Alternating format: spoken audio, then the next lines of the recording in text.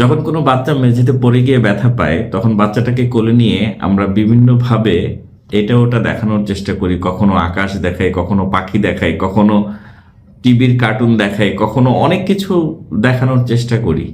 কিন্তু কেন? চলুন আলোচনা করি। আসসালামু আলাইকুম, সকলকে আন্তরিক শুভেচ্ছা এবং অভিনন্দন। আমরা বাচ্চাটা কান্না থামানোর জন্য বিভিন্নভাবে তার মনকে ডাইভার্ট করার চেষ্টা করি। সে একটা সময় পরে গিয়ে হয়তো তার কান্নাটা থেমে যায়, এবং এই পরিস্থিতিটা আপনি, আমি, আমরা সবাই ফেস করেছি। তাহলে যদি সেটা একটা ছোট্ট বাচ্চার জন্য হয়ে থাকে, তাহলে সেটা আপনার এবং আমার জন্য কেন হচ্ছে না? বুঝতে পারলেন না তো? আমরা অনেক সময় বিভিন্ন জায়গা থেকে আঘাত পাই, বিভিন্ন জায়গা থেকে ব্যর্থ হই, বিভিন্ন নেগেটিভ পরিবেশের সম্মুখীন হই, অনেক সময় নিজেরাও নেগেটিভ হয়ে যায়।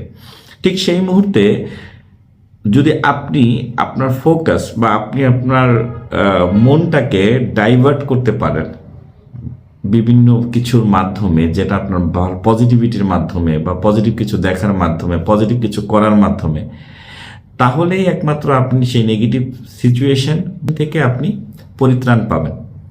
সেটা যদি একটা ছোট্ট বাচ্চার জন্য আমি করতে পারি, তাহলে আমি কেন আমার জন্য নয়? সো আসুন আমি আমার জন্য সেটাকে প্র্যাকটিস করি। Thank you very much.